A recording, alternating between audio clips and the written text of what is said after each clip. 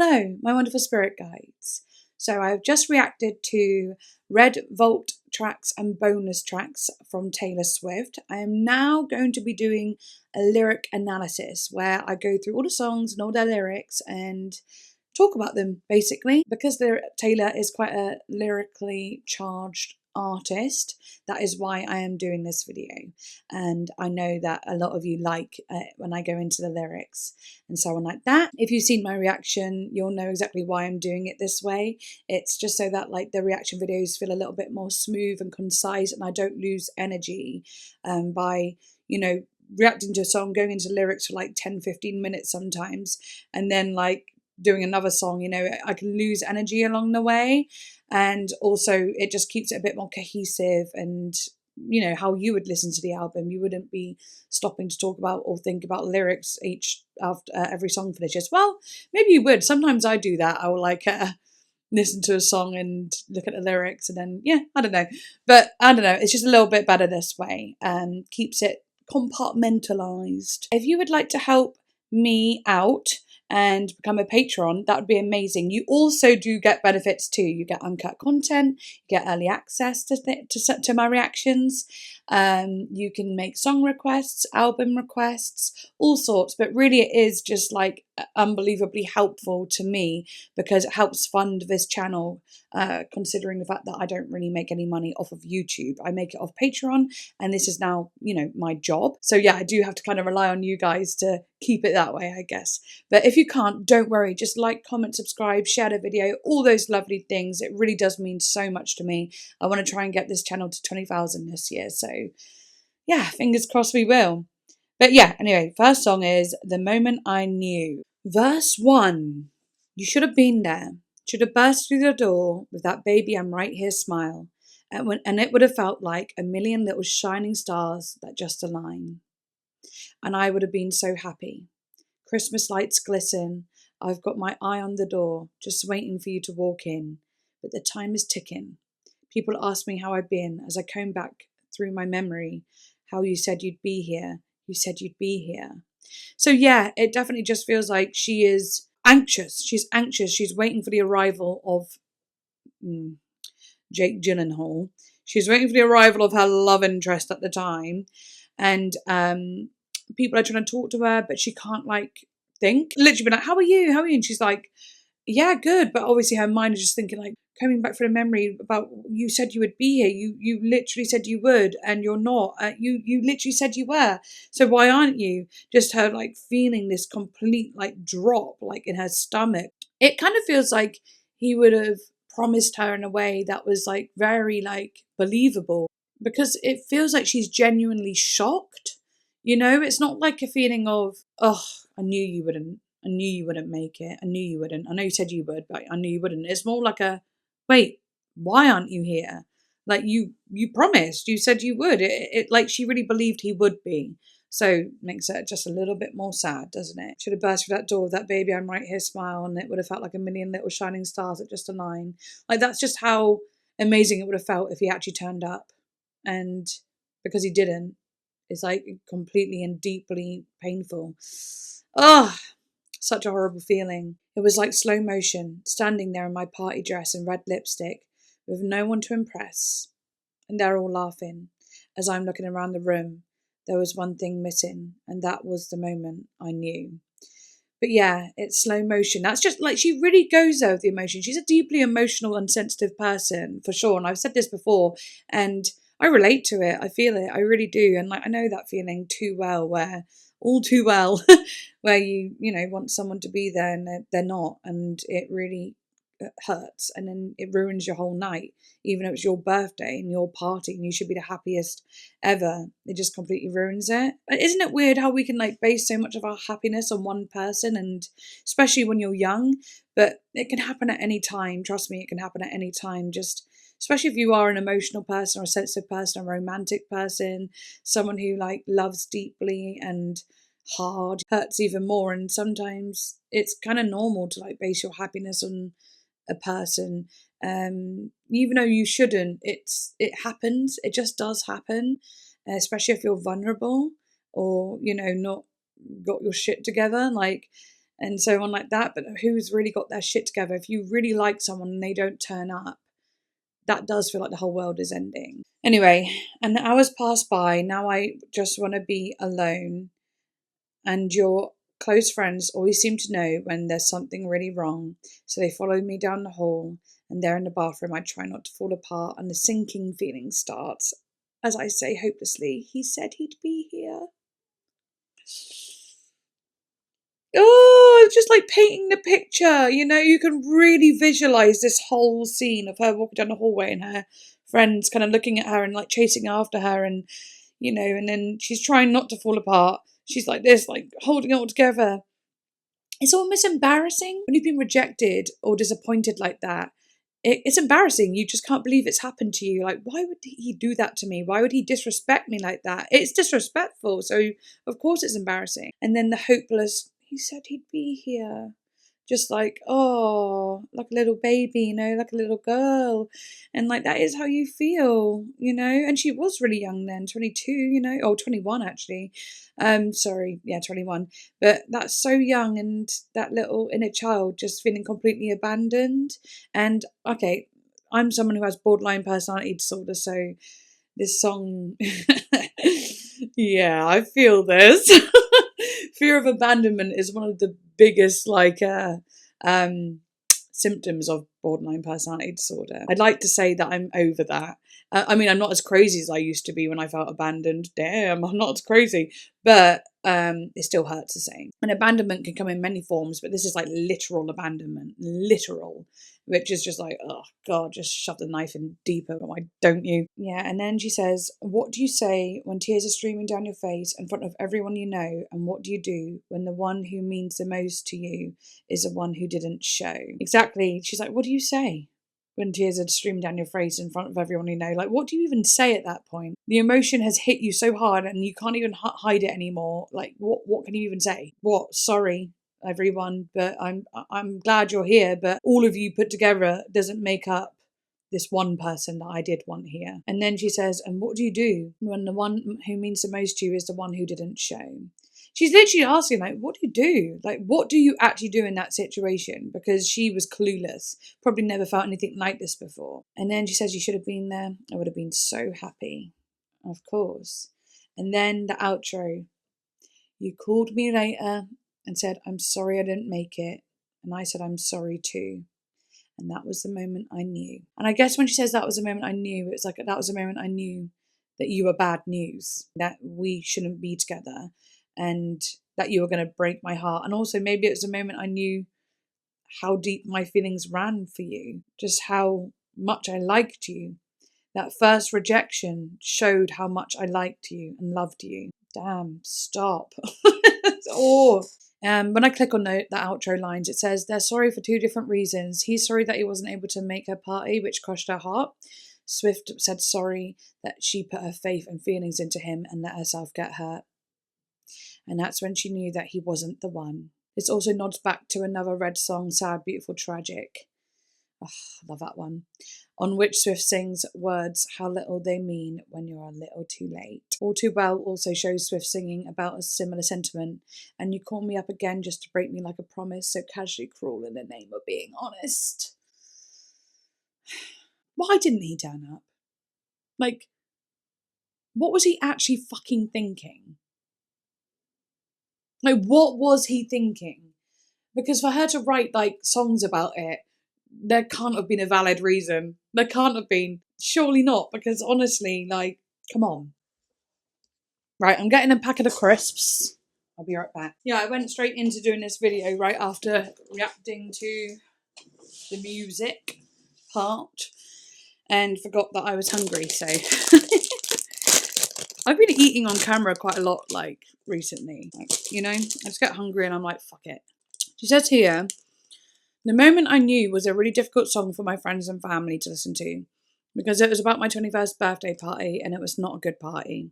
As you can hear in the song, it was standing there waiting for someone to show up who never did. It was a song that I felt was really important to put out for people to hear because nobody likes that feeling of waiting for somebody who's never going to walk through the door.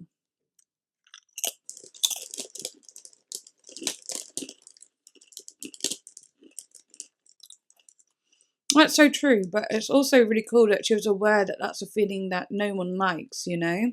Because, like I was saying, I guess maybe for me, because of BPD, I'd feel shame around saying something like that.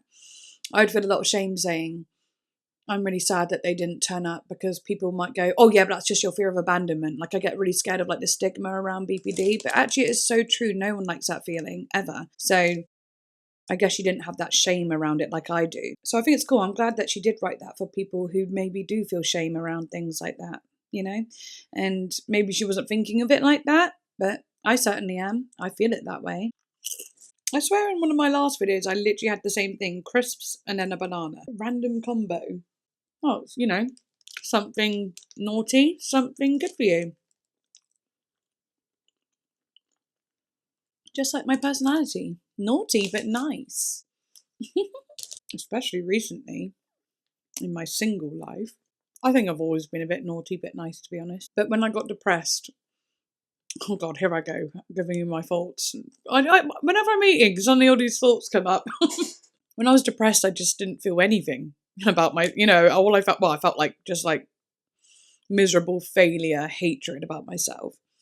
And recently, as I've been coming out of it, getting more social and like meeting up with people and friends and flirting, I don't know, I've just felt my personality come back and I'm starting to like enjoy myself again. Yes, I still annoy myself here and there, but it's a nice feeling actually feeling like I like myself again and finding myself funny, or I don't know, just I'm just like a cheeky person really.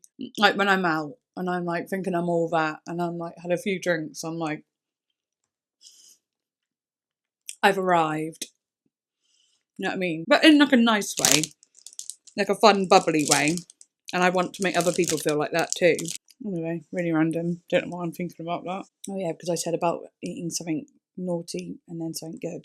It's all about balance, baby. Isn't it weird how like when you become single, well, I didn't feel like this before when I was single.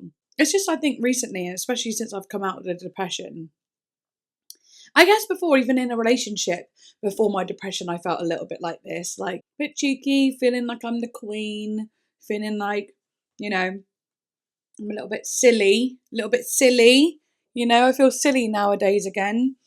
It's nice. It's like personality literally coming back after depression is like, God, I thought that was gone for good. I thought that had disappeared. But no, now I'm like, I have little moments where I just feel like happy. And that's really weird. Like, even if something's going on that is like upsetting me, I'll have a moment where I like just feel good still. Like it's not like depression where something bad happens and it ruins your whole day and it just like doesn't end. It's like, I don't know. I really don't know actually what's going on with me. I'm just feeling nice now and then, which is to me wild because it's been a long time since I felt that. And sometimes I'll feel like absolute crap. Don't get me wrong. And I'll be all like, I'm ugly. No one likes me. And then I'll be like, what am I on about? Like, literally, shut up. And then, I'll go out and see people and I'm like, oh my God, yeah, I'm alive. I'm like, hi, I'm life of the party and all of that. And I'm like, people do like me. What am I on about? I just go so back and forth with it sometimes. Probably my BPD, to be fair. Talking about BPD, it's probably that. And yeah, it's funny because like now when I get like dressed up for videos like this, where it's not like a crazy makeup look, I'm like, oh, what's everyone doing tonight then? Anyone want to see little old me? And it's a Monday, so no one wants to see little old me on a Monday. But a girl can dream. It's fun just to think like, oh yeah, I'm going to go and do this big social thing after this, even though I know I won't. But it's fun if I feel like I am. It gives me a little bit of excitement, even though I'm literally just going to cook dinner, get to bed, and start editing. I start getting ready now, you know what I mean? Like, even if I don't know if I'm doing anything, I get ready anyway, just in case. God, it's kind of sad if you think about it. But then there are times where people are doing things and they do invite me out and we do go and do something. So it's like, that does happen more frequently than it did when I wasn't even ever leaving my house, you know what I mean? Because I was just so bogged down with depression and so on. And also in a relationship where it was dying sort of thing. So yeah, obviously I'm feeling like a I feel like a newborn baby again, guys. I'm not joking. I literally feel brand new. I literally feel like I've just been born again. It's fucking crazy. And I'm like, oh yeah, I'm only 29, you know? And like, I know that seems old to some people, but it's actually really not. I'm still in my 20s. I've got 1 year left of being in my 20s, and I just want to make the most of it. I spent so much of it either in a drug bubble, you know what I mean, where I was just like masking every emotion I ever had, even happiness, or, you know, completely depressed. And now I'm like feeling alive again. I'm like, damn, and I ain't even 30 yet. Yeah, come on. I'm not past my sell-by date anymore. I've somehow revitalized. I'm like an apple that went moldy and distilled and turned into alcohol and became fun again. Distilled? Is that even a... Distilled? Let's have a look at that. An apple that became moldy and distilled. No, like, that's ridiculous that I've said this. Doesn't make any sense. I meant like it fermented, you know? So it went all gross and it got fermented and then it turned into alcohol and became fun again. I know it's terrible saying alcohol, that's the fun bit. Oh, you know what? I can't think of an analogy. Anyway, all I'm saying is I feel new. I feel shiny and new. Dun, dun, dun, like a virgin. Hey! Touch for the very first time, like a virgin, and the heart beats close in time, something like that. Anyway, back to Taylor Swift. Stop going on about yourself, God. I know you might feel like you're the queen sometimes, fan, but you're not. All right. So shut up about yourself. Right. Anyway. What the hell? Now I've had those snacks, this energy. Okay, come back, be here.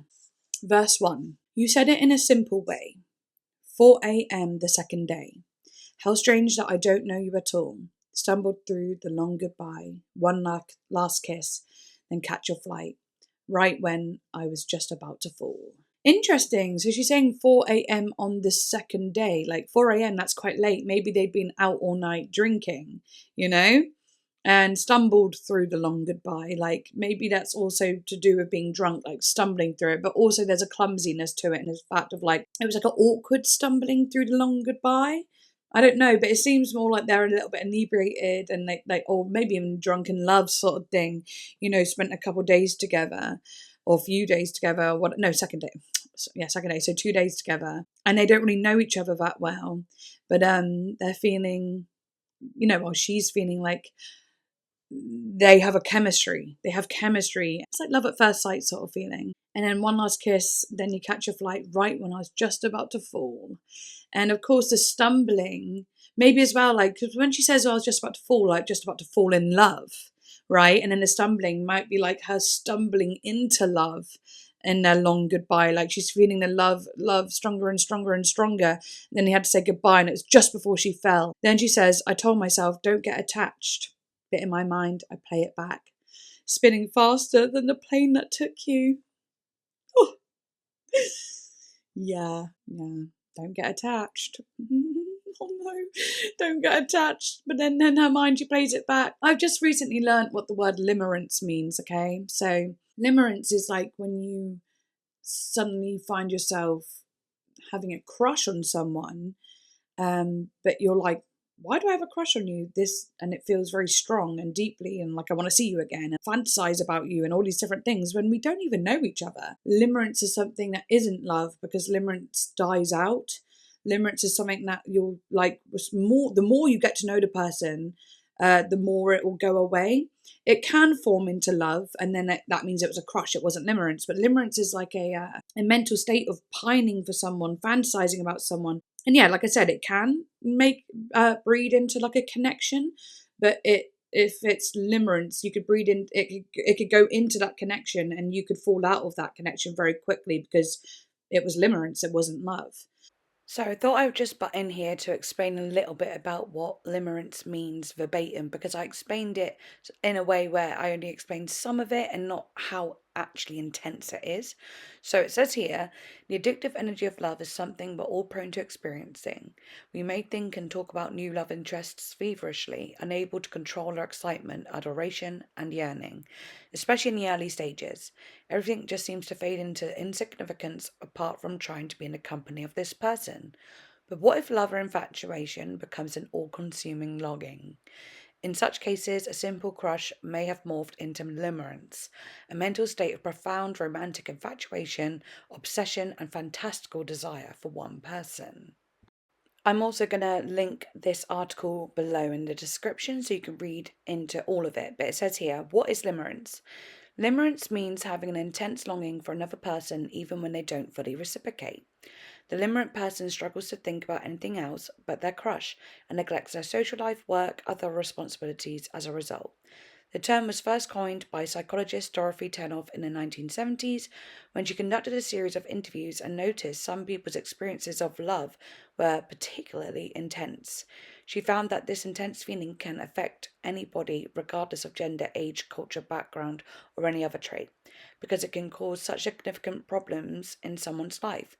The interest in finding a way to treat limerence is growing among researchers and psychologists, but to find ways to overcome it, we first have to understand what it is and how it develops. Therefore, in this article, we will discuss. Then it just goes on to say what it's going to discuss, but one of the things was the symptoms, and I think that's a bit that we're all waiting for, right? So, the symptoms of limerence. Limerence describes the experience of having an uncontrollable desire for someone, an obsession that consumes the limerent person's thoughts, feelings, and behaviors. It usually involves two people. The person who is desired, and the person who desires the other is the limerent, and a desired person is a limerence object, or LO. Essentially, limerence is a state of being stuck between uncertainty and hope. Will they or won't they return the sentiment? For instance, perhaps this person hasn't rejected them entirely, but they haven't confessed their love either. This state of irresolution causes the limerent to become preoccupied with the LO, closely analysing their behaviour and body language to look for signs of reciprocation. They may also ruminate about past encounters with the LO and fantasize about what might happen between them in the future. The key feature of limerence is that these thoughts and yearnings are uncontrollable and all-consuming. So going off of that, here are some of the characteristics and other symptoms of it. Consistent and intrusive thoughts about the love limerence object, idolization of the limerence object, thinking they are perfect. So basically, if there's any red flags, you genuinely can't see them or you overlook them. You just literally can't see them when you're limerent. Anyway, constantly being reminded of the LO by places, people, objects, and situations. Intense fear of being rejected by the LO. Fluctuations of mood depending on whether the LO seems to reciprocate feelings or not, feeling happy when they call and devastated when they don't. Overwhelming emotions ranging from euphoria to distress and guilt. Being awkward, shy, and clumsy around LO. Spending excessive amounts of time grooming or beautifying yourself to impress the LO. Another focal aspect of limerence is that these symptoms or feelings are experienced for one person. Furthermore, this obsession significantly impacts other areas of life such as work, social life, and hobbies. So I know all of that sounds really intense and I'm trying to tie it into this song a little bit. But the only reason I'm trying to tie it into the song is because it feels like she hasn't known this person for very long, but she's fallen for him quite hard and he's had to go away. So there is like an abandonment component to it that she has suffered before with Jake, that abandonment. So it might have triggered this limerence, this kind of attachment, this anxiety attachment to the person she's singing about in this song, which I think is Harry Styles. And because they've had to go, she only has like memories and fantasies to go off of to keep that spark alive. And sorry, I'm so croaky. She's trying to keep that love alive, and she misses him. She wants him to come back. There's a lot of feelings going on, and a lot of it could be limerence because it can't be true love yet because they don't even know each other enough for it to be true love. True love takes time. So yeah, it definitely has some limerent feelings, and it makes me think of the song Message in a Bottle too, where there's a bit more limerence feelings in that as well. But yeah, let me just keep going with the video and see what else I say, I guess. And before we go into it, I just want to say, leading into this part, basically I was saying I'm familiar with the limerent feeling, and I go on to give you my reasons of limerence.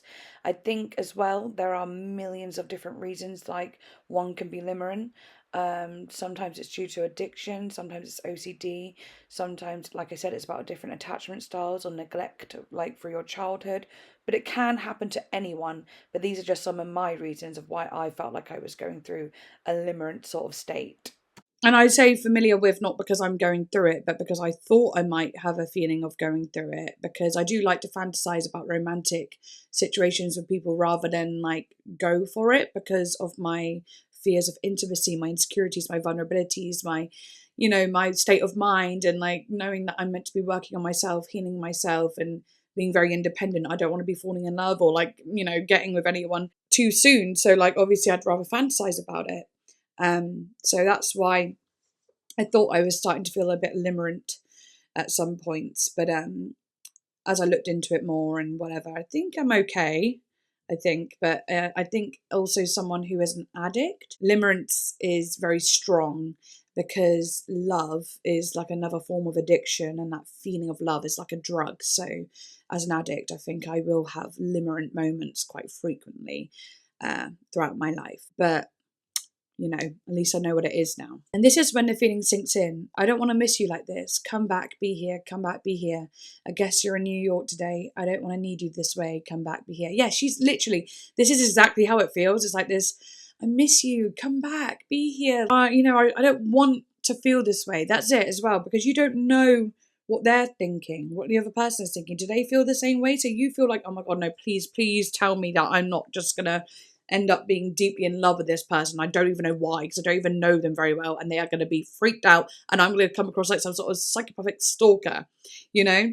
It's that freaked out feeling. But then her writing about it's great, and her being like, come back, be here, is just, I don't know, it's kind of cute. But of course it can just be the feeling of falling in love and love at first sight. Some people really believe in that stuff. So yeah, it could actually just be like they have connected on like a chemistry, like their chemistry was strong, or a biological level, maybe. You know what I mean? It could just be love at first sight. The delicate beginning rush, the feeling you can know so much without knowing anything at all. And now that I can put this down, if I had known what I know now, I never would have played so nonchalant. Oh. So like she's saying if I'd known what I know now, I would never would have played so nonchalant. So maybe like she played hard to get, but maybe they liked her too, or they love her too. Or maybe like they moved on, you know, they moved on, and because she played cool, they did move on, even though they actually really liked her, but she always acted so cool that the other person didn't think that she liked them. You know what I mean? And then she says, taxi cabs and busy streets that never bring you back to me. I can't help but wish that you took me with you. Okay, we get it. We get it. Yeah, she kind of wishes that she could have said, come back, stay here, or let me go with you, and instead of being like, okay, bye. Because now she just misses them so much and her feelings are just so strong. And then this is falling in love in the cruelest way. This is falling for you when you are worlds away in New York. Be here, but you're in London, and I break down because it's not fair that you're not around. Yeah, like this isn't just limerence. This is her falling for someone who literally she can't be with because they've gone. You know what I mean? They're on the plane. They've gone. And they're not coming back. Maybe it was just like a random little holiday romance. Maybe it literally was just like this little fling, you know? I don't know, but it's cute. I am aware of time, so I'm just going to read this little bit. Taylor has said here, it's a song I wrote about this guy that I met. You know, you meet someone and then they just kind of happen to go away, and it's like long distance all of a sudden, and you're like, but come back, be here. So it's a song that I wrote about having distance separate you, which is something I face constantly. Ah, well, of course. And then she says, Taylor never confirmed the identity of the person who inspired the song, but many people assume that the song was written about Harry Styles, her ex-boyfriend. Oh. So yeah, like they were actually together. It wasn't a limerence thing. It's just when it said on the second day, it was like, you know, it felt like and he said, I don't really know you at all. Yeah, maybe it was still like that. Maybe it was a limerence or, you know, first crush sort of situation, love at first sight sort of situation. But then, yeah, distance got between them. Oh. But that is really sweet. It's a sweet song. It's really cute. But anyway, I am gonna end it here. Not for you. You'll see me again. But it'll just be another day. I might look a little different. But because I've got to do my therapy, can't be not doing it. I'll just read this last little bit. She says, "Come Back, Be Here" is a song that I wrote with Dan Wilson about somebody I just met. Yes. It's about the feeling of just meeting someone and having all these sparks and then they leave. They have to go somewhere else. It's about the anxiety and wondering, how am I going to see you again? I want to. How's this going to happen? There's a lot of fear that's involved in falling in love, especially when you're dealing with distance. There's a lot of fear in falling in love for so many reasons. Like for me, like I said, I've got so much I need to work on. I'm not ready to be in a relationship. I've just literally come out of one in October. I've got to be all about me now. And so I'm terrified of falling for someone or whatever now, because I'm like, no, I'm not ready. I'm not ready. And then it does give you a lot of anxiety. I felt so much anxiety, like when I'd shared a kiss on New Year's Eve with someone. And then afterwards I was just so anxious because oh no, I don't want this to mean anything, even though it was, it didn't have to mean anything, but I just get ahead of myself. Sometimes I get scared. So there's a lot of anxiety and stuff like that, especially she didn't want to feel this way because she knew that they would have to go. So it's like, oh great, now I'm feeling all these feelings and I can't even have you. Damn. But anyway, yeah. See you in the next song shortly. I'm just going to end it without saying bye because it doesn't matter. Okay, bye for today. See you in a second. Okay, new day. I'm back. I'm wearing the same outfit and I've basically done the same makeup. Slightly different because you can never get the winged eyeliner completely the same.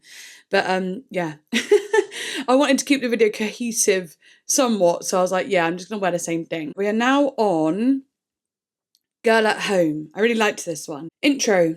Don't look at me, you got a girl at home. And everybody knows that. Everybody knows that. Look at me, you got a girl at home, and everybody knows that. Okay, so already we know what that means. There's this guy who's looking at her, wants her, but he's got a girlfriend. I'm going to click it to see if it's about anyone in particular. Swift isn't willing to be the other woman. She decides to call this boy out for cheating on his girlfriend and point out just how wrong his disloyalty is. In an interview with Yahoo, Taylor opened up about the story behind the song. Girl at Home was about a guy who had a girlfriend, and I just felt like it was disgusting that he was flirting with other girls. Swift also touches on infidelity on Babe, but we're not there yet, so I'm not going to look into that bit. Anyway, the verse. I don't even know her, but I feel a responsibility to do what's upstanding and right. It's kind of like a code, yeah, and you've been getting closer and closer and crossing so many lines.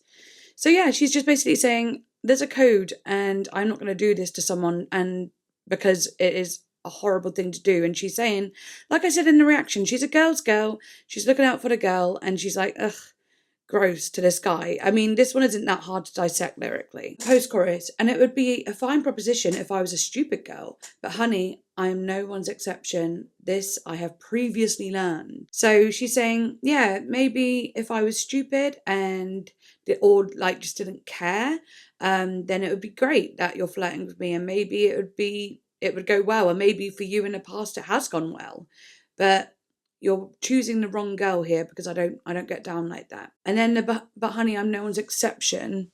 This I've previously learned. That's interesting. Maybe she's saying that she has gone through this certain thing before. She's been the other girl. She's been the one that's been cheated on before, sort of thing. New context was given to this couplet after Swift gave a song called Babe to country duo Sugarland. She wrote the song while working on Red, and it reveals that her then boyfriend, assumed to be actor Jake Gyllenhaal, was unfaithful. Since you admitted it, I keep picturing her lips on your neck. I can't unsee it. Okay. Before Babe came out, many fans assumed that Swift was talking about an earlier experience with being cheated on, which she described on her 2006 track Should Have Said No. Okay, so was I aware of that? I wasn't aware that he had cheated on her. I mean, I'm not surprised. He's a horrible, wasn't the best boyfriend. But, yeah, I didn't know that, though. So interesting. Did she just reveal that a bit later on or something? So, how people were saying that they thought it was about time before Jake, but actually now it's been revealed that it probably is about Jake. And have you, guys only just found it out with these vault tracks sort of thing? I don't know. And then verse 2, she says, I just want to make sure You understand perfectly. You're the kind of man who makes me sad. While she wakes up, you chase down the newest thing and take for granted what you have. It speaks for itself, you know. She hates those type of men who literally take these women for granted, just to get their kicks, you know, with someone else. Yeah, and then in the bridge, call a cab, lose my number, you're about to lose your girl. Call a cab, lose my number, let's consider this lesson learned. Yeah, okay, cool. I like that, just her being like, I hope he's learned a lesson. I hope my rejection made him learn a lesson, hopefully. And then she says in the outro, it would be a fine proposition if I hadn't once been just like her, again driving it home that she knows exactly what that feels like. In this version of Girl at Home, Taylor has changed the entire instrumentation and production of the song. Okay, yes, so I don't even know what the original sounds like, to be fair. The song has a more upbeat electro-pop sound similar to her pop songs on 1989, most notably New Romantics. This switch of sound consolidates her decision to switch to more pop during her Red era, and she also augmented her vocals while accelerating the tempo to a faster pace than one seen in her other stolen version. This is possibly the version Taylor wanted for the song originally, but was declined by her label at the time. Now that she is able to, she reverted it to the way she envisioned it. Oh, that's amazing. So I'm guessing this song was a bonus on the original album, and she's redone the bonus, but it's now in the way that she would have wanted it before, something like that. And this is what Taylor has also said. I wrote the song Girl at Home about a guy who I knew had a girlfriend and thought it was kind of gross that he was hitting on me. So I just kind of put myself in her position and thought about the fact that if it hadn't been years ago, I would have been flattered and, oh, wow, somebody's flirting with me. And then you get cheated on once or twice and you're like, stop it, you have a girlfriend. I guess that song was my response to some lessons I've learned in the past. It's interesting, isn't it? It's all about experience and age as well. Like when you're young, if someone had a girlfriend, they're flirting with you, you wouldn't know the experience of what cheating feels like. So maybe you wouldn't have as much of empathy or mind to like care. I'm not saying that for everyone. I'm just saying this in Taylor's situation and some other people's situation where maybe they wouldn't have the empathy because they wouldn't know what it felt like. But then as soon as they go through it, they're like, oh, that actually really sucks and really hurts. So I totally care about this. I got cheated on when I was like 19. So like I've known for a while how bad that is. So it's hard to think back to the days of like thinking, I can't really think of a day where I wouldn't care about like that. But when you're really young, I guess you don't care. You don't care as much. You're just like, oh, this person wants me, because you're so insecure yourself that you're like, oh, this person wants me and that means something. Oh, this person wants me more than their girlfriend right now, not realizing it's just like not special at all. But anyway, moving on. State of Grace, I'm not going to go into that one. Ronan, I feel like I already went into that one a bit, so I don't think I want to go word for word, especially as I'm just jumping on again now. It's just an extremely sad song. Even just looking through it now, I'm like, yeah, it speaks for itself. I don't really need to go into it. I've read a lot about it anyway, and read the lyrics and was crying to them in the reaction. So let's move on to Better Man. Verse 1. I know I'm probably better off on my own than loving a man who didn't know what he had when he had it. And I see the permanent damage you did to me. Never again. I just wish I could forget when it was magic. It's kind of like, you know, it's like what she said in the Girl at Home song, being like, you're going to lose something that, I can't even fucking remember. I only read it like 5 minutes ago. But, you know, how she was like, to the guy who was coming on to her, she was saying like, you've got a girl at home who, you know, you don't want to lose, basically. You won't want to lose. Let me just have a look at the lyric again. Sorry, I want to get it right. I want to get it verbatim. Yeah, while she wakes up, you chase down the newest thing and take for granted what you have. Yeah, that's what she said. And it's kind of like she's saying that to her ex-lover in this one, probably Jake Gyllenhaal again. You know, I know I'm probably better off on my own than loving a man who didn't know what he had when he had it, as in herself. A man who didn't know how good she was for him. And I see permanent damage you did to me. Never again. I just wish I could forget it was magic. Oh, it's not even like I wish I could forget the magic, like the magic of it all. It's more like I just want to forget that when it was magic, like it truly was magic. I don't know, when she says when it was magic, it feels even more solidified and more personal than saying forget the magic, because the magic can like be tied to any loving romantic relationship. But when she says when it was magic, I don't know, it feels even more personal. And of course she's saying was, she's remembering the happy times in the relationship. I don't know, I hope that makes sense. Sometimes I say things, well, you know, I've said this a million times, I just don't know if I'm saying it correctly, but oh well, in editing I can correct anything that I've said that doesn't make too much sense.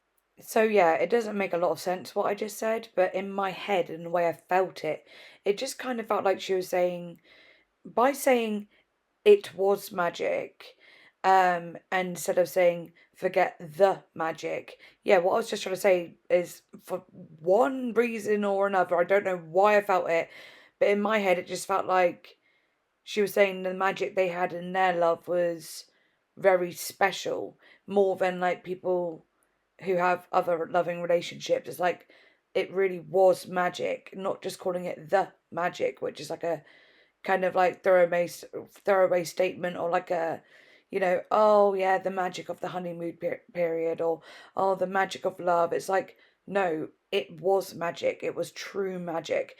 I don't know why I thought of it like that. It doesn't actually make any sense, but I'm guessing, I think that's what I felt at the time. But it still doesn't make sense why I felt that. I don't know, it just hit me in the moment, and yeah. Also, I should really be wearing my glasses, but I don't want to. I don't want to, because it always like leaves indents on my makeup and I'm not having it. I wish it wasn't 4 a.m. standing in the mirror saying to myself, you know you had to do it. I know the bravest thing I ever did was run. Yeah, I love that. 4 a.m. again. She used 4 a.m. in the other song, the Harry Styles song, didn't she? But saying to myself, you know you had to do it. You know, she wished she didn't have to be at that point where she says she has to leave this man. She doesn't want to be there, but she knows she has to be there. And she is saying the bravest thing she ever did was run. And it's true. It's very, giving me chills already, like just even reading it. So brave to let things go. Yeah, totally makes sense. Sometimes you just you've got to get out of a bad situation. It's never going to get better. And it may be the hardest thing you ever do, but it's definitely the bravest thing you'll ever do. No one said anything good in life is easy. Sometimes in the middle of the night, I could feel you again, but I just miss you and I just wish you were a better man. Yeah, she's like, she still misses them, of course, but she's there like missing them, missing the good parts of them. And then when she catches herself missing them, she's wishing that they could probably be just the parts she misses. These bits were so good, so why couldn't you have been that completely, you know? I know why we had to say goodbye, like on like the back of my hand, but I just miss you and I wish that you were a better man. Yeah, she's like, I understand. I know why we had to say goodbye. I miss you. It doesn't mean I'm going to come back to you. I already know that this isn't going to work, but it doesn't stop me missing you and wishing that you were a better man. I know I'm probably better off all alone than needing a man who could change his mind at any given minute. And it was always on your terms. I waited on every careless word, hoping they might turn sweet again like it was in the beginning. Oh, so sad. The fact that she goes, I know I'm probably better off alone. It's like she knows she is better off alone, but the probably in there is like this little bit of her heart battling her head going, probably. You know, she's not quite committing to, I know I'm better off alone. Even though in the chorus she says, like, I know why I had to say goodbye, like the back of my hand. She's very, very confident there, but there is some wavering parts of her going, I'm probably better off alone. But she says it like that because her heart is definitely conflicting with her mind. And saying this man could change his mind at any given minute, say careless words, and just hoping that they would turn sweet again, like they did in the beginning, all his love bombing, hoping that he could just go back to that stage where he made her feel so loved. Yeah, that's a hard one. But jealousy, I can hear it now, talking down to me like I'd always be around. I love that line so much. And it ties in with the first couple lines as well, like he never knew what he had until I'd gone, sort of thing. And now she's saying he talked to me was as if I was a permanent fixture, but what he doesn't realise is I'm not, and I wasn't going to stick around for it, even though it was the hardest thing I ever done. I wasn't going to stick around, but he really thought he had her.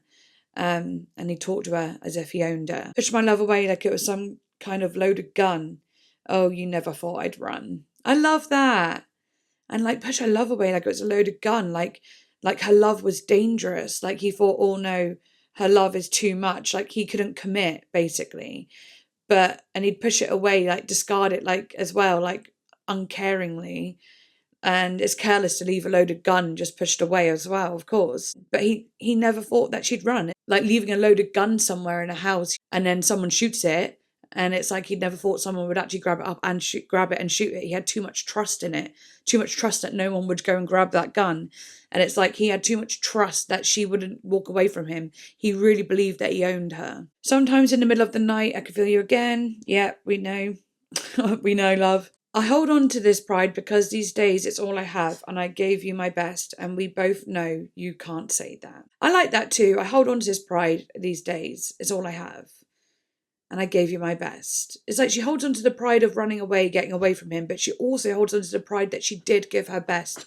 She was, she never half-assed anything. She really gave her all. She tried everything. So she has no regrets, at least when it comes to herself and what she did to put effort into the relationship. And she's saying, we both know you can't say that. Like, this guy clearly can't say that he did his best. So, loser.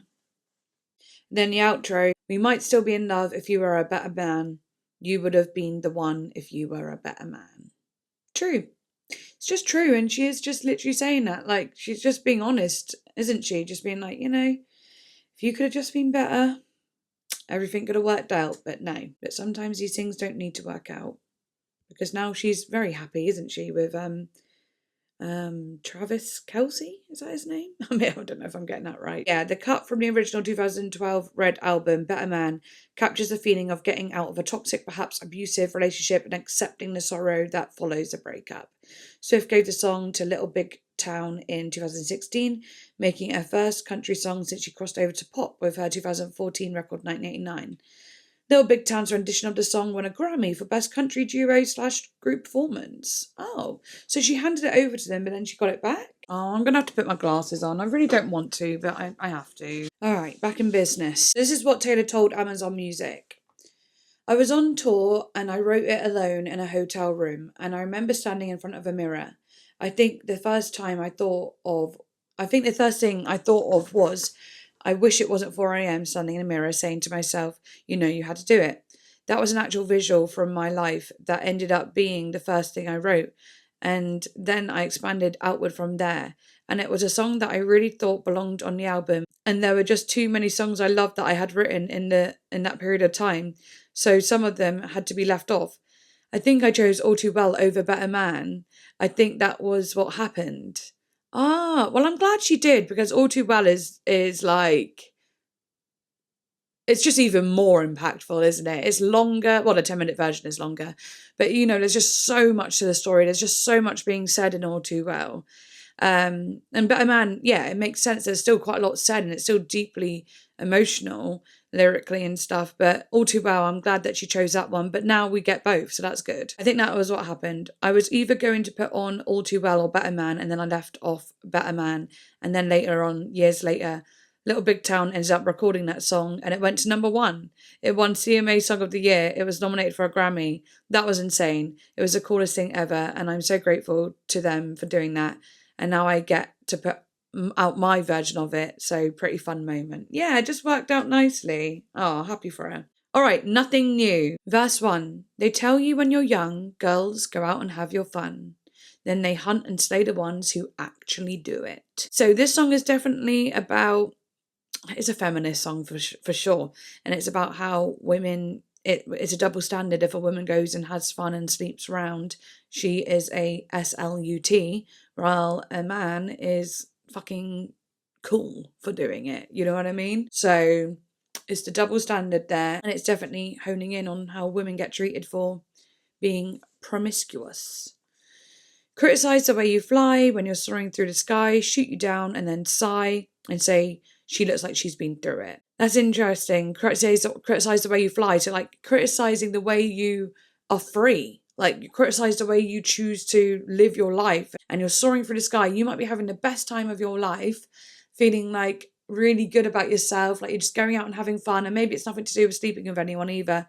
It's just about having fun and being sexy, even like even just being flirtatious or drinking or just having fun, and you feel like you're soaring through the sky, you feel really good about yourself, but then they shoot you down and they sigh and say, she looks like she's been through it. So basically just being absolutely horrible. But yeah, and saying that she looks like she's been through it is like saying, oh, it's just so mean. It's like saying, and by saying that, it's saying someone looks like they are broken down or trashy or falling apart, kind of, looking like they've had a bad time.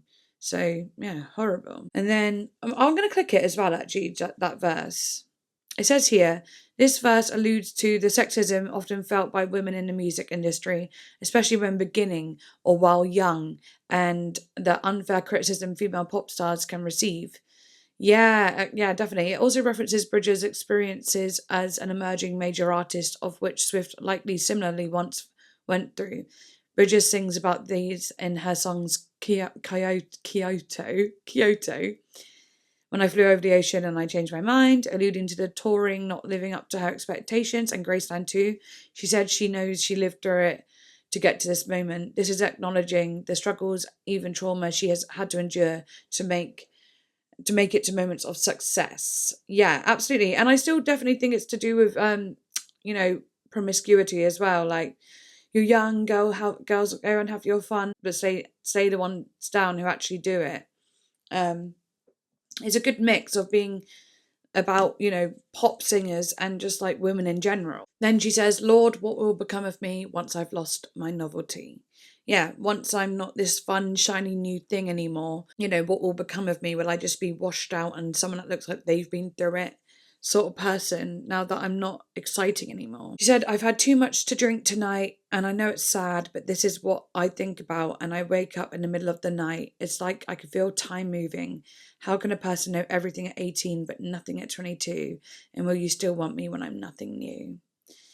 Yeah, so her saying I've had too much to drink tonight kind of goes into that thing as well, of like that being something to criticize. Women drinking too much has always been a point of criticism. And she's like, and I know it's sad, but this is what I think about, Maybe it's also her saying, but this is what I think about me drinking. Like, I'm up at night, I've had a drink, and I'm thinking about, oh, what they're going to say about me if they find out that I'm drunk, or what am I saying? Or maybe she's like criticizing herself for having a drink, but also it might not be anything to do with the drink. She's just thinking about all of it, thinking about how she gets penalized and so on like that for being a woman in the pop industry, in the music industry in general. And it's like I can feel time moving. We all know what that feels like when you wake up in the middle of the night and you've just got thoughts running through your head, and it's like you can feel time moving, but it's almost standing still at the same time.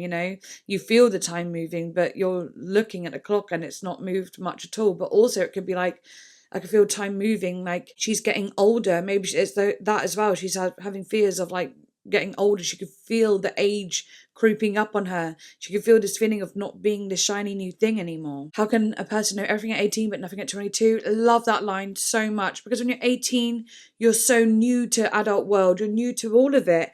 You're just a kid still, really. And you feel like you know everything now, because you feel like, oh, I've done all my teen years. It's like being in year 1 in school and then going to year 6, and like from being the bottom of the school to the top of the school, and people at the top of the school always think they know everything. And then they get to year 7 in the UK, which is secondary school, and then they suddenly don't know anything anymore. You think you knew everything because you feel like on top, being like 18, you're at the top of your teens and you're also an adult, and you're like, I know everything now. I've gone through so much. I get it.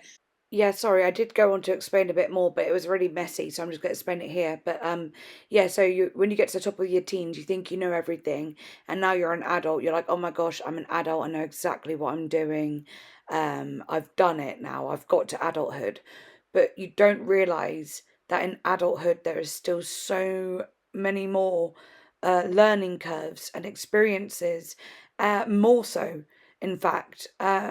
More hardships, and that can whittle you down, and sometimes make you feel like you're digressing, and make you feel like you're so not an adult at all, and actually very, very young and very naive and scared, especially in your early 20s.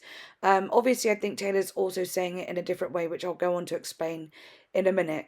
But yeah, it is that feeling of being like feeling on top of the world, and especially in fame, feeling like, oh my gosh, everyone loves me, everyone wants me. But then realizing over the years that as you age, you aren't a shiny new thing anymore, and you become aware of that. But yeah, let's click it just to make sure I know. I'll probably read it and it'll be described a lot better than what I'm saying. So it just goes on to say like different songs where she mentions her age. But then she says, in all three songs, the knowledge someone has at a young age is put into question. People will either question how much they know because they are too young or expect them to know everything at the same time. Taylor has gone through this experience of many in the media facilitating between praising and chastising her. And then she says, and will you still want me when I'm nothing new? Speaks for itself. And then we got Phoebe Bridgers' verse. How long will it be cute, all this crying in my room, when you can't blame it on my youth and roll your eyes with affection? And my cheeks are growing tired from turning red and faking smiles. Are we only biding time till I lose your attention? Basically, she's saying like, yeah, you might like my songs now when I'm crying in my room and writing these songs because I'm young, so you can say that. But as I get older and I'm still crying in my room, and you can't blame it on my youth, then you're all going to be sick of me, and it won't be cute anymore. It'll just be pathetic. Which isn't true. You could be crying in your room and writing songs about it at any age. Emotions don't just evaporate as you get older. And my cheeks are growing tired from turning red and faking smiles. Like this kind of bashfulness, this like cuteness. She's like, I'm tired of being this sweet, youthful little girl. I'm growing up. I'm becoming a woman, guys. Let it be. This innocence that you are trying to hold on to isn't, isn't all that I am. I'm growing into a woman and deal with it. That's just what life is. We grow older. And then, yeah, are we only biding time till I lose your attention? Speaks for itself again. As someone else lights up the room, people love an ingenue. I wonder what an ingenue means, because I remember hearing that in the reaction being like, ingenue. It's innocent or unsophisticated young woman, particularly one who is endearingly innocent. Yeah, exactly. Yeah, okay. Basically just saying out with the old and then a new person will come in with the new and it'll be the new cute thing to love. Which is incredibly sad and incredibly sexist and kind of fucking gross, to be honest. How would I go from growing up to breaking down? That is such a good line. Like, I was growing up, being this sweet girl who was growing up and everyone's like, oh my God, look at her, she's growing. And then now she's breaking down, now she's not this cute thing anymore and she's being thrown out and she's breaking down because it's painful to lose that love, that validation when that's what you've grown up in the industry having. Clicking it, it says, in this lyric, Swift and Bridges juxtapose the joys of growing up with the pain that often comes with adulthood. Yeah. Throughout the song, the theme of adolescence versus becoming an adult is explored. For example, the lines, how can a person know everything at 18 but never get 22? The writers believe that everyone is always excited to grow up, but no one fully comprehends how hard it can be. Financial issues, broken relationships. Swift and Bridges believe this can often result in people becoming broken and lost, knowing nothing and breaking down. Yeah, of course, like growing up, it's like, oh my God, I can't wait to grow up. And then you do grow up and you're like, oh my God, this is painful. These experiences are hard. Oh my gosh, they really are actually. I just had that moment. It just triggered me back like into those early years, and every experience. There's so many new experiences, and as you start to mature and the experience is happening and your emotions deepen and you start to think about your life a little bit more and your future, it really does darken a little bit, and those experiences are just very intense. And you can really feel like, it's okay, I had to go through this. I was going to go through it at some point. I'm glad I went through it now. But then as the years go by and these experiences still happening, like, okay, I guess it's good to go through it now. And then it keeps happening. It's like, why am I still going through these things? You don't realise, like, these experiences don't ever actually stop. You're always growing up, really, but you're always breaking down as you grow as well. I really hope that makes sense to you. I hope that makes sense. God, I just get in my brain and like I can see it all play out in my head. I know what I mean, but I don't know how it comes across, I have to, do you know what? I think I need to trust that you understand me at this point. I think that's more it. Like, I know I might not be explaining things how I'd like to make it completely concise, but I have to trust that you guys get me at this point because, I mean, if you're here watching this, you probably understand me. If you're new watching this, then, and you don't understand me, then sorry. And then she says, and then they say, I know someday I'm going to meet her. It's a fever dream, the kind of radiance you only have at 17.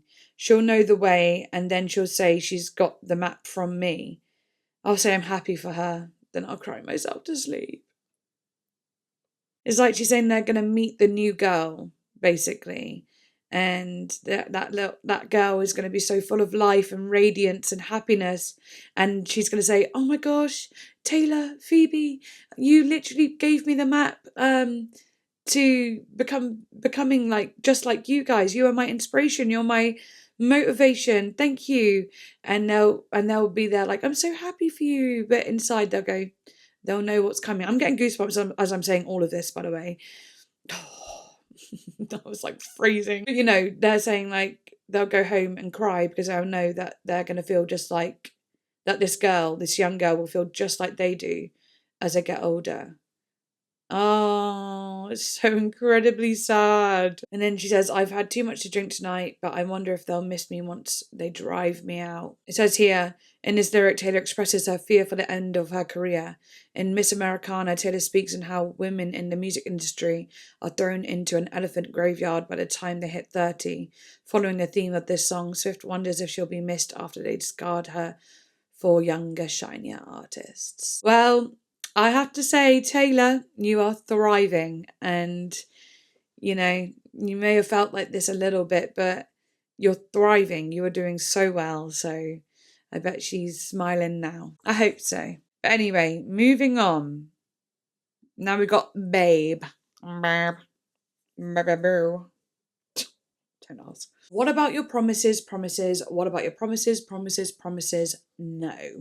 Okay, just starting off with that. What about your promises? We don't know what's going to happen yet, but of course, with the themes of this album anyway, it's like, it's literally her being like, what about all the promises you made me? But of course, you broke them. Anyway, verse 1. What a shame. Didn't want to be the one that got away. Yeah, big mistake. You broke the sweetest promise that you never should have made. She's like, it's like she's saying she didn't want to be the one that got away from this relationship.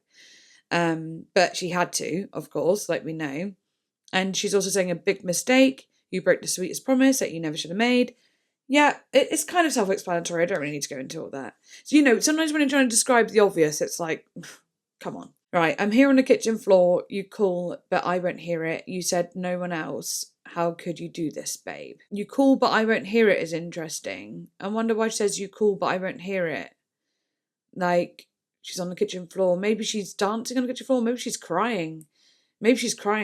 I don't know. Let's have a look. Trisha Paytas moment, crying on the kitchen floor. Taylor also mentioned being in a kitchen on 2012 track All Too Well, which is also speculated to be about Jake. While it was once the setting of a happy memory, it's now a lonely place. Yeah, because I remember that dancing in the kitchen, in the refrigerator light. Oh, it says it here as well, actually. Yeah, that bit. Oh, no. Don't get me sad now. A phone call was also mentioned on All Too Well. Some fans have theorised that Jake admitted to cheating on Taylor over the phone. You call me up again just to break me like a promise. In the same song, she states, I'm crumpled up piece of paper lying here because I remember it all too well. I said, this time I've had enough and you've called 100 times, but I'm not picking up. Yeah, so yeah, basically she's saying, I won't hear it. I won't hear what you have to say. You said no one else. How could you do this, babe? Like, I remember what you said, so anything you have to say now, I just don't believe you anymore because you already made the promise that you wouldn't do this to me. You really blew this, babe. We ain't getting through this one, babe. This is the last time I'll ever call you, babe. This is the last time I'll ever call you, babe. What about your promises? Yeah, self-explanatory. We ain't getting through this one. You blew it. You ruined it by cheating on me, you horrible, disgusting man. I can't even call you a man. Really. What a waste, taking down the pictures and the plans we made and it's strange how your face doesn't look so innocent. Your secret has its consequence, and that's on you, babe. That's interesting as well. Like, obviously taking down the pictures and the plans we made, just taking down all of the memories and also the future plans that they made, anything to do with their life, past, present, future, taking it down, getting rid of it. And then she's looking at these pictures going, it's strange how your face doesn't look so innocent. Maybe she always thought that he had a very innocent, sweet face, but after she's found out what he's done to her, the face changes. And that's just what happens, isn't it? Like, when someone hurts you, you don't feel attracted to them anymore. Like, or you start seeing them for what they really are. You see all their flaws. I always do believe that. I feel like beauty does come from within. I genuinely believe that. You could be the most beautiful person in the world, but like, if your actions are ugly, you are truly ugly. And I can't even see, people don't look good looking to me if they're bad. They just don't. And then I break down every time you call. We're a wreck. You're the wrecking ball. Yeah, we are a wreck, but you're the wrecking ball. You're the one that's wrecking us, not me. We said no one else. How could you do this, babe? They both made that promise, no one else, yet he broke it. Okay, bridge. Since you admitted it, I keep picturing her lips on your neck. I can't unsee it. I hate that because of you, I can't love you. Oh, such a good line. What a shame, didn't want to be the one that got away. How could you do this, babe? Yeah, that's true. When you do get cheated on, you can't stop. Okay, when I was cheated on, I wanted to know the details. I did. I don't know why. I don't know why. It's just, I wanted to know all of it. I wanted to know positions. I wanted to know where they did it, how many times they did it, how long it took. I wanted to know every single detail. I don't know why. It's just that kind of, it's not morbid curiosity at all. It's like a feeling of control. It's like you wanted to be there at the scene to know just how bad it was. Just what you're trying to gauge how bad it is, because like, say if I was like, oh, what position did you do? And he went, well, we did 1, 2, 3, and 4, like 4 positions. Then that's worse than them saying it was one and done, just one position. It was quick. It was like, I'm trying to gauge, even though it's bad non-stop, your insecure and vulnerable mind at a young age who is so in love with this person is trying to gauge how bad it is and if you can get over it, sort of thing. And of course, they will just say like, oh, babe, it was one time I thought of you the whole time. Honestly, that is literally what my ex said to me, which is so... I used to say to him, that doesn't make me feel better, okay? If you thought of me the whole time, why didn't you think to stop? Why didn't you think to stop, you idiot? She's saying it in a way where she's just picturing it. She can't unsee this imagery, and she wants to be able to unsee it, of course. It's not that I wanted to be picturing it myself. It was just like, in my particular situation, what I'm saying is like a control thing, knowing like I said, like I already explained.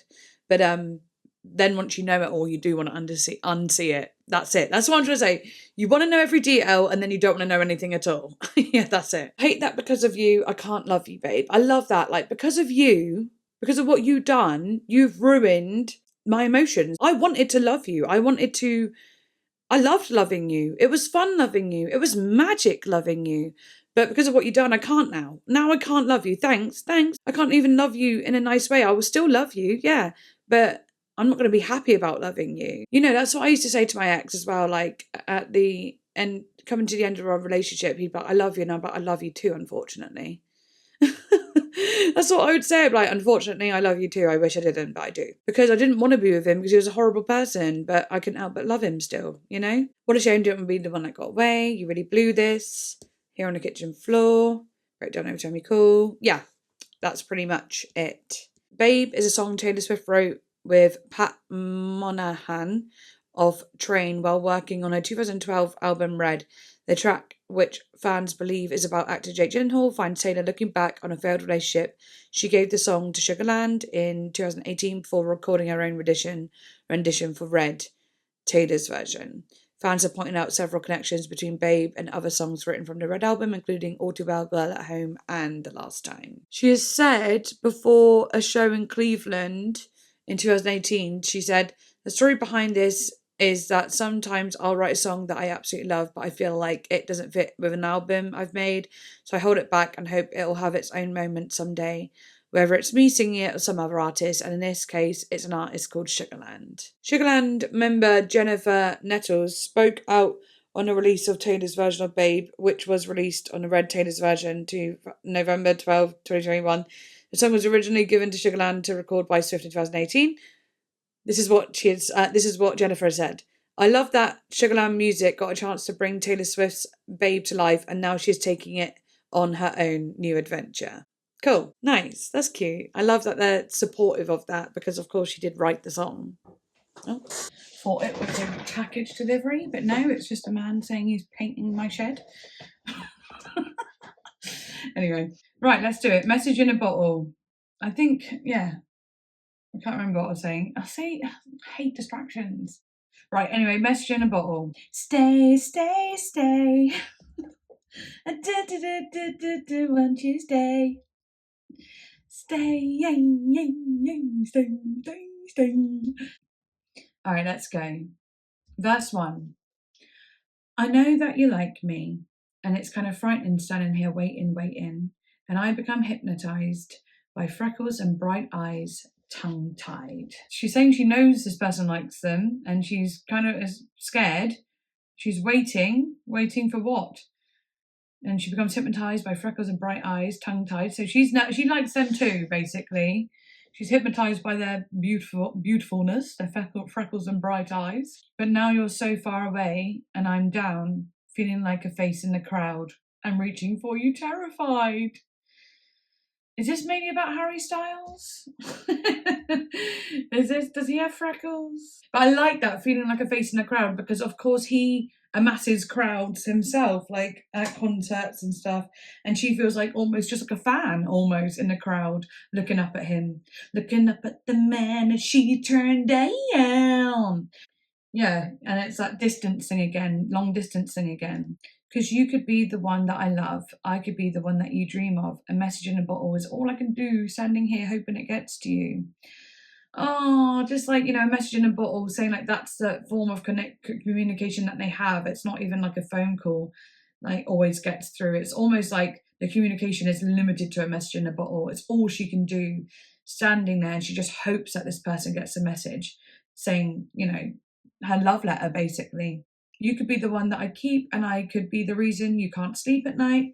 Message in a bottle is all I can do. Standing here, hoping it gets to you. So yeah, she really likes him, this person, if it is about Harry. It's kind of sad, isn't it, to think like that distance is what kind of got in the way. These days I'm restless, work days are endless. Look how you made me, but time moves faster, replaying your laughter. Disaster. These days I'm restless, work days are endless. It's like, she's lovesick in a way, you know what I mean? And she's like, look how you've made me.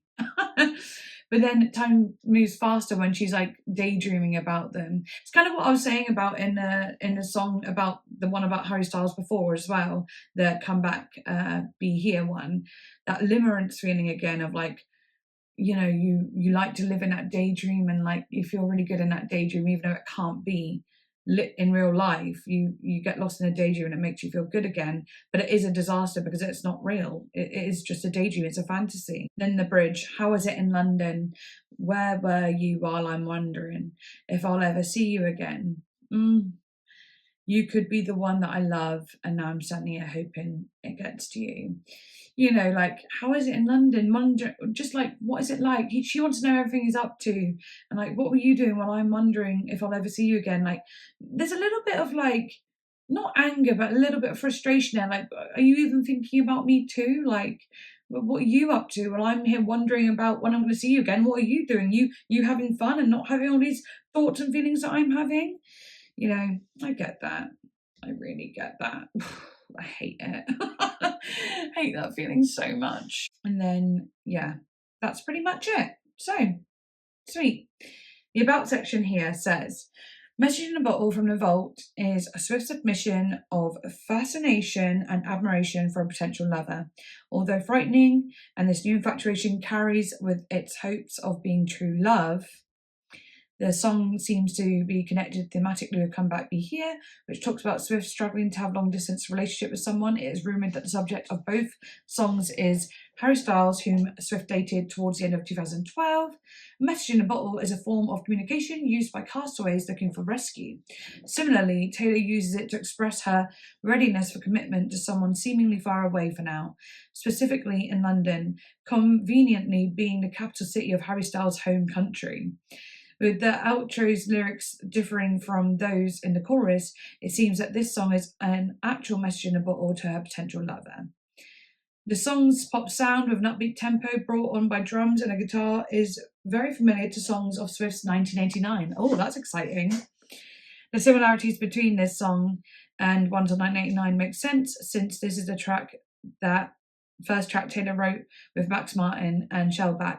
Both producers contributed on many songs on 1989, most notably Wildest Dream, Style, which is apparently about Harry Styles as well, Blank Space, and Shake It Off.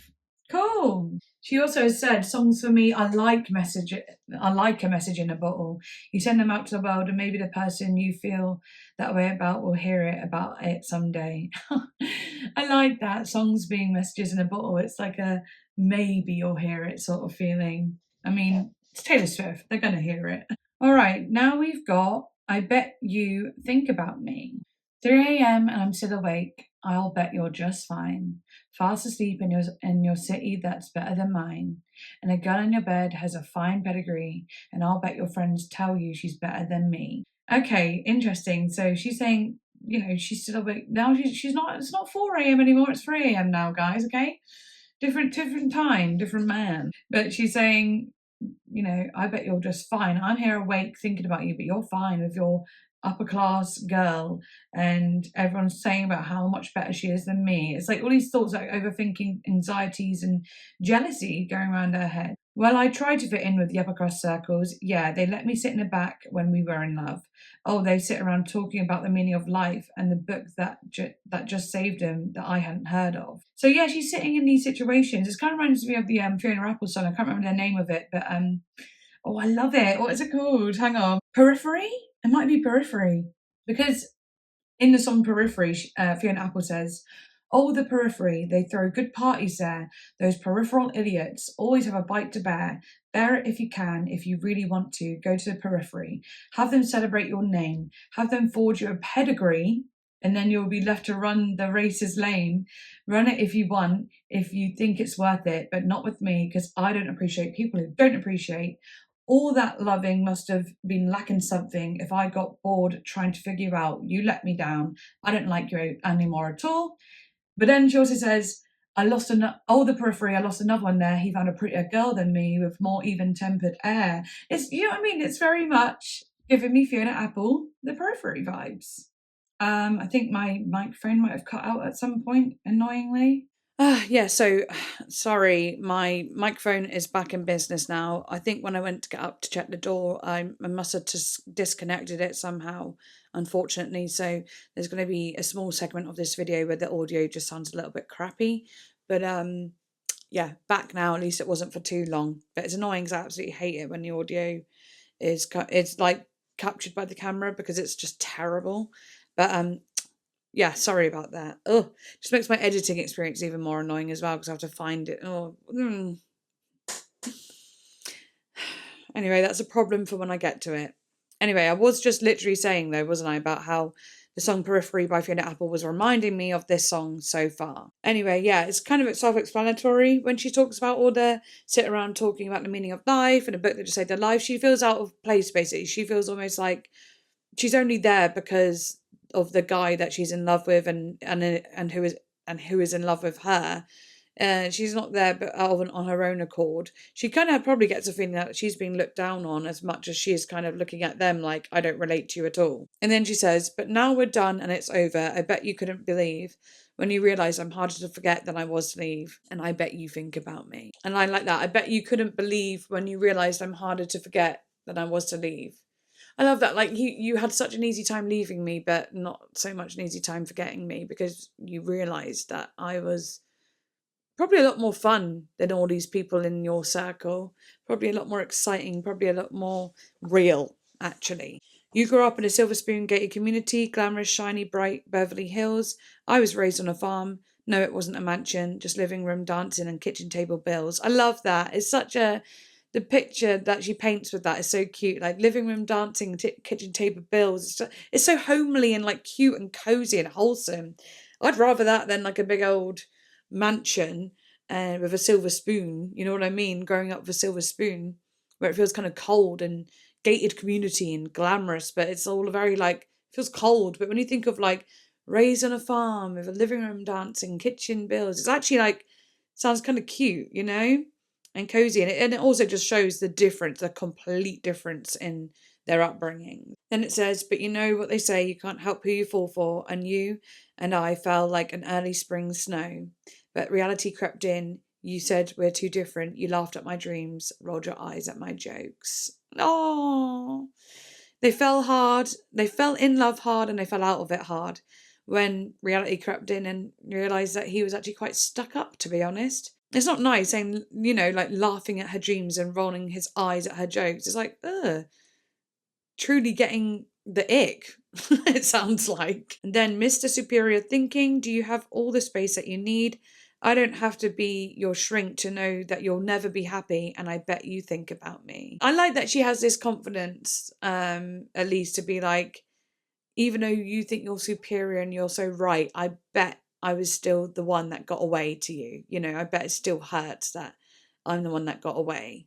And you'll never have me again. Then it says, oh, block it all out. The voice is so loud saying, why did you let her go? Does it make you feel sad that the love that you're looking for is a love that you had? Yeah, it's just that whole thing of you don't realise what you had until you let it go. It is that, it's just all of that, isn't it? Now you're out in the world searching for your soul, scared not to be hip, scared to get old, chasing make-believe status. Last time you felt free was when none of that shit mattered because you were with me. Yeah, now you're just, yeah, it literally, I don't even need to explain it. I just like it. She's literally saying like, I'm a bit more real, and this is probably the realest thing you'll ever get, and you're kind of looking for something that makes you feel that real and makes you feel that good, but you'll never find it because you were too righteous, you were too stuck up, and now you're, you know, left regretting it. I bet you think about me when you're out at your cool indie music concerts every week. I bet you think about me in your house with your organic shoes and your $1 million couch. I bet you think about me when you say, oh my God, she's insane, she wrote a song about me. I bet you think about me. I love it. Very good. Not going to go into all that bit. It's, again, self-explanatory. Honestly, these lyrics are quite easy to understand, right? They're just fun to listen to, and the storytelling of it all is just, it's nice. I like reading it. But let's go to the about section. In I Bet You Think About Me, Taylor confronts her ex now that she was able to move on, knowing he still hasn't. Using an angry and disappointed tone, Taylor puts the blame on her lover for leaving for superficial reasons, which included differences in background and upbringing. The subject of the song is probably Jake Gyllenhaal. Ah, okay. Who Taylor dated back in 2010, although Taylor was brought up in Pennsylvania on her family's farm before moving to Tennessee as she grew older. Jake was born to a film producer and screenwriter with an entirely different upbringing from Taylor. The song was initially teased with the Vault track video Taylor posted in hint of the Vault tracks for the re-recorded album on October 15th, 2021. Taylor secretly released a message on Apple Music which contained a spoken 31-second track and a fully confirmed track list. Fans noticed I Bet You Think About Me was labelled explicit, leading fans to believe the snippet from the Vault is this song. In the music video, Swift portrays herself as her... Oh, there's a music video. I won't look into that because I want to look into all the music videos at some point. This is what Taylor has said. I Bet You Think About Me is a song I wrote with Laurie McKenna, who is one of my favourite singer-songwriters ever. I'd always wanted to work with her, and I wrote this with her at her house when I was playing Foxborough Stadium on a Speak Now tour in June 2011. We wanted this song to be like comedic, tongue-in-cheek, funny, not caring what anyone thinks about you sort of breakup song, because there are a lot of different types of heartbreak songs on Red. Some of them are very sincere, some of them are very stoic and heartbreaking and sad. We wanted this to be a moment where I was like, I don't care about anything, and we wanted to make people laugh of it and we wanted to be sort of a drinking song, and I think that's what it ended up being. Oh, that's so cool. Yeah, I love that, because it is fun, clever lyrics. It's just like, that's why it is easy to digest and understand, because it's meant to be like that, you know what I mean? It's a fun, cute song about, even though it's still very real in a lot of ways, you know, and it is, she feels this, it's her true emotions. It's just a little bit light-hearted though, not going in too deep with it. I love that. All right, Forever Winter. I'm going to skim the song, see if it's worth doing, like, reading through every lyric sort of thing, because, you know, I keep reading through them and being like, it's just so self-explanatory, I don't really need to say anything. All right, well, actually, to be fair, the first lines are nice already. He says he doesn't believe in anything much he hears these days. He says, why fall in love just so you can watch it go away? That pessimism around love, like, why would I want to fall in love just to watch it go away? This guy has been heartbroken before. He spends most of his nights wishing it was how it used to be. He spends most of his flights getting pulled down by gravity. Oh, interesting. Like, could flights be a metaphor? Or is he a guy that goes on a lot of flights, but, like, he's sat on a flight being pulled down by his thoughts, you know what I mean? Like, his sad thoughts about love and how he wished it could be how it used to be. I like that, being pulled down by gravity. A lot of flight stuff on this album, to be fair. Cool, just checking up on him. He's up 3 a.m. pacing. Is that 3 a.m. again? We've had 4 a.m., 2 4 a.m.s and 2 3 a.m.s. I think there's probably been more, maybe, but it's quite a lot, really. 3 a.m. seems to be one where she's up thinking. 4 a.m. seems to be like a more, like, action to it a little bit. I don't know. But anyway, he says, it's not just a phase I'm in, my voice comes out begging. Him saying it's not just a phase I'm in, maybe he's feeling really, really down about love or something, or maybe he's feeling depressed even. Anyway, chorus. All this time I didn't know you were breaking down. I'd fall to pieces on the floor if you weren't around. Oh.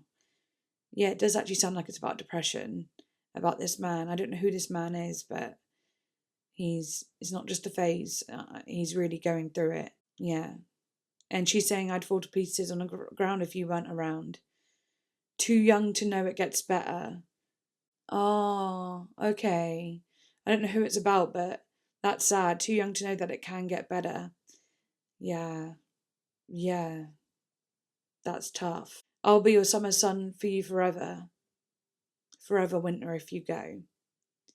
She's saying, I'll try and be the light of your life forever. I'll light up your days. I'll bring you joy if you stick around.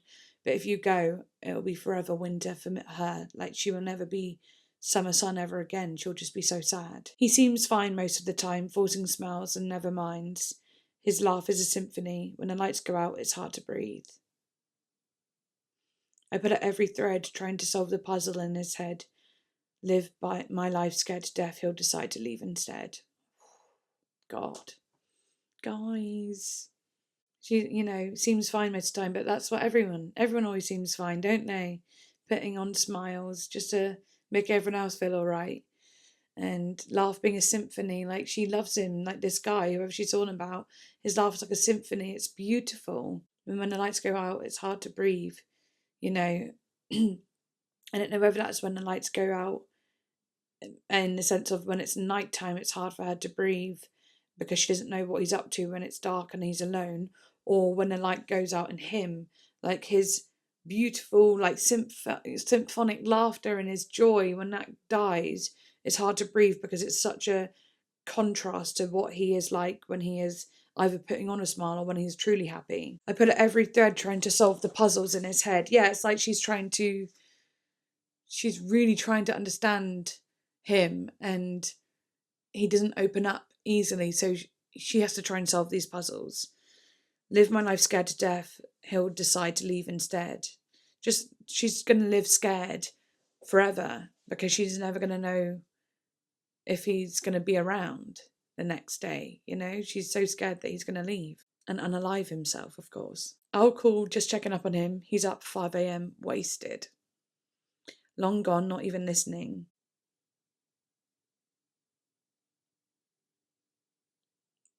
My voice comes out screaming.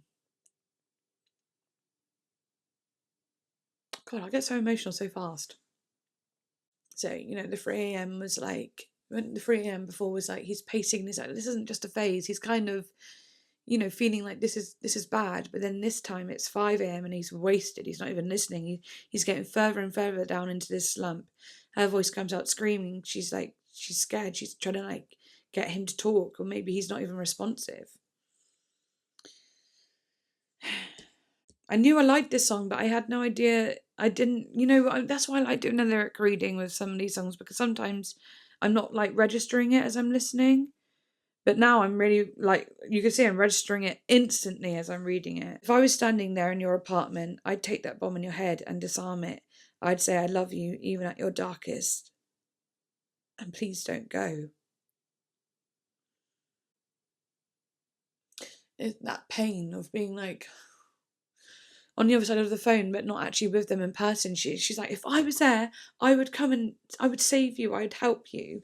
And I would love you even at your darkest. And I would do anything to keep you here. I'll be your summer sun forever. 3 a.m. pacing. Well, this time I didn't know. Forever winter if you go. And then the outro. He says he doesn't believe in anything much he hears these days. I say I believe in one thing, I won't go away. I wonder who this is to. Not about, I wonder who it's to. This is a song for someone she cares about. On the passionate winter ballad dubbed Forever Winter, Swift sings about her constant worry and stress over the actions of her friend. The heartfelt track describes Taylor's anxiety regarding a loved one who suffers from a mental illness.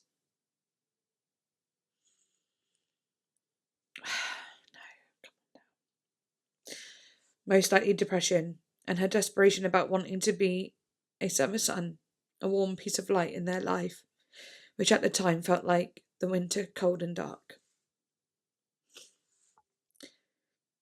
This song is highly rumoured to be about Swift's old high school friend, Jeff Lang, who was struggling with addiction and mental health issues. He died 2 weeks after the release of her third studio album, Speak Now.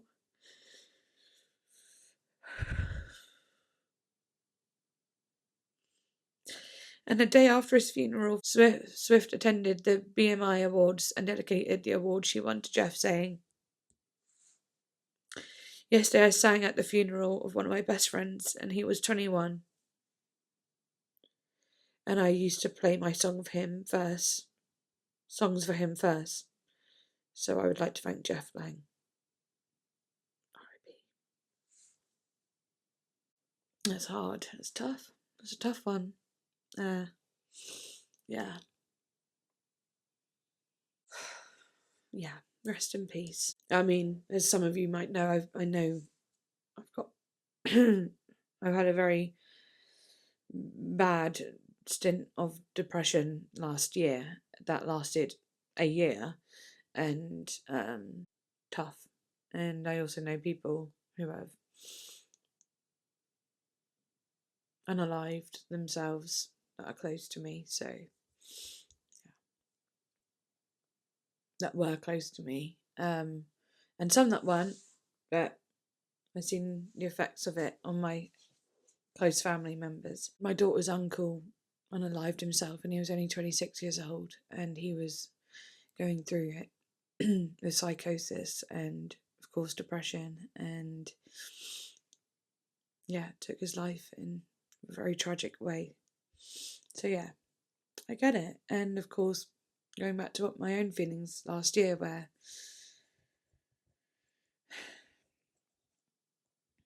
every day was a struggle just to be here. So yeah, that's deep and heavy. But anyway, let's move on. We've now got Run. I want to get out of that feeling, okay? Verse 1. Give me the keys, I'll bring the car back around. We shouldn't be in this town. And my so-called friends, they don't know. I drive away before I let you go. So give me a reason and don't say no. Okay. So it's like being with someone in this small town or whatever, or in this town, or any old town, and so-called friends, so friends that aren't even that good. So it's like saying, I want to be with you and I don't care what my friends think about you, because they're just fake. I know what I think about you and I'd rather be with you and I'd rather get out of this town with you, someone that is real, rather than be around these so-called fake friends who are trying to tell me what to do with my life and who isn't good for me, maybe. There's a chain round your throat, piece of paper where I wrote, I'll wait for you. There's a key on the chain, there's a picture in a frame, take it with you. Okay. So this person's like getting out. I don't know. This one's a little bit more cryptic. I'm going to move on just a bit more. And run like you'd run from the law. Darling, let's run from it all. We could go where our eyes could take us, when no one else is running. Oh no, it's like they're running together, but it's like, why is it pre-chorus sounding like he's running away from her? Like, why is it saying, I'll wait for you, if they're going together? Am I not connecting the dots here? So you laugh like a child and I'll sing like no one cares, no one to be and no one to tell. I could see this view 100 times, pale blue sky reflected in your eyes. That reminds me of Lana lyrics. So give me a reason and don't say no. And the note from the locket, you keep it in your pocket. Since I gave it to you, there's a heart on your sleeve. I'll take it when I leave and hold it for you. It's been a hole in my heart. This thing was a shot in the dark, so you'll never let them tear us apart. And I'll hold on to you while we run. Okay, I'm just going to go to the about section for this. Not a lot said. It sounds like they're saying they just want to get out of this town. But then there's also like running away from each other. But it's like they're running away with each other, but also running away from each other. Maybe like in the town, they feel like they can't be together. There's something in the way, like a Romeo and Juliet feeling. So they're saying, let's run away together. Because like when they're in the town, it's like, I'll wait for you when I'm not here. Just remember I'm still around. Like they're being pulled apart. So they want to come together to run away together. Something like that. This is what Ed Sheeran has said. We wrote run. That's hard to say. We wrote run and then we wrote everything has changed. Maybe like a week later. And I remember always thinking, well, run is the one that's going to make the album. Run was always like my favourite one, but everything has changed has ended up sounding better because I think we produced them differently or whatever. So everything has changed and made the album. Run has just been there for years and years. And I've never really wanted to nudge Taylor about it because it's, it's her song and it's her thing. But I've always been secretly hoping that one day she'd be like, hey, this song was cool. And so, yeah, we recorded that and it's great. It's really great. And I'm happy it's seeing the light of day. Oh, that's so cute. Yeah, I like this one. I think I like this one more than that everything has changed, actually. Yeah, I do. I know I do, actually. So, yeah, that's cool. Cute. Right, now we got the very first night. I wish I could fly. I'd pick you up and we'd go back in time. I'd write this in the sky. I miss you like it was the very first night. And so it goes every weekend, the same party, I never go alone. I don't seem broken-hearted. My friends all say they know everything I'm going through. I drive down different roads, but they all lead back to you. Okay. Now, I wish I could fly, I'd pick you up and we'd go back in time. I'd write this in the sky. It sounds interesting. Like, number one, she wished she could fly so that she could go back in time. I don't know how that makes sense, but it does in Taylor's world here. But also, I'd write this in the sky. It's like, I'd write this in the sky, maybe on cloud nine. I'd write this from a loving place rather than a heartbroken place, maybe. I miss you like it was the very first night. That's interesting. So, like, the first time I ever met, that was like an amazing feeling, and she misses them, like that feeling of it all. I don't know. Every weekend at the same party, I never go alone. I don't seem broken-hearted, but their friends all say they know what I'm going through. They're all like, I know what you're going through. Yeah, we've all gone through it. And it's like she drives down different roads, does different things, but they all lead back to this person. But okay, I'm going to keep going because they don't know about the night in the hotel.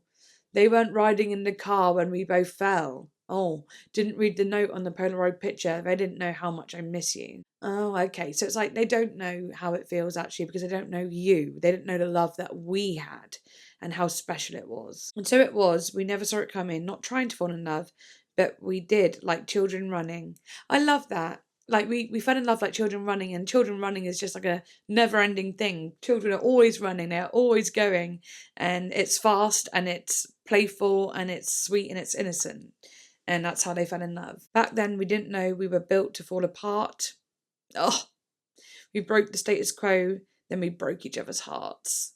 Oh, so we broke all the barriers, we broke all like the status quo and what like was the norm, but then we broke each other's hearts. Like we could have been amazing, but we weren't. But don't forget about our night out in LA, dance in the kitchen, chase me down through the hallway. No one knows about the words that we whispered. No one knows how much I miss you. It's almost like no one knows how deep their love. She is literally saying no one knows how deep our love was, but maybe no one really knew about this relationship. I don't know if it's about Jake Gyllenhaal, this one. It feels like it could be about someone else, maybe, and being like, or maybe it is about Jake Gyllenhaal, but it feels like maybe it's more of a secretive relationship, and like, oh, she never let on about how strong this relationship was to her friends or something. I don't know. Take me away, take me away, take me away to you, take me away to you. I remember the night at the hotel, I was running the car when we both fell. I'm the one on your phone as you whisper, do you know how much I miss you? Yeah, like the whisper, it seems secretive, doesn't it? It seems secretive. It feels like a secretive sort of thing. I wish that we could go back in time. Yeah. Wish I could fly. Yep. Okay, bulk section now. I need to know. In the very first night, Swift reminisces about a past relationship she remembers fondly. Although both at different parts in their lives, she wishes they could go back to a time when they were together. With a combination of drums, acoustic guitar, and vocals. Yeah, okay. Maybe it's about Harry Styles again, maybe. I don't know, but it could be. Tell me who you think it might be about. It might be about Jake. It's definitely like a sweeter song though. And it does seem a bit secretive. Feels like she's saying, no one knows how we felt. Not just because of like their love being so strong, but also maybe because she never let on how much she liked this person to everyone else. Who knows? But anyway, last one now. Oh no, that was the last one. That was the last one to look into. But okay, yeah. Wow, that was interesting going through the lyrics. Actually, like some of them I'm like, yeah, they were very straightforward, standard. Don't even really need to over explain a lot of them. But some of them were a lot more like deeper than I thought. Like Forever Winter was, oh, that one really got me. And then there was A Message in a Bottle, I really like the lyrics to as well. And Nothing New? Is that the one with Phoebe Bridgers? The Nothing New one. I liked that one a lot lyrically as well. There's quite a few that I really liked lyrically. So yeah, I hope you enjoyed this lyric video and I hope you enjoyed the reaction video before. Please do like, comment, subscribe, share the video if you can, and become a patron if you're able to. And I shall see you next time. Bye.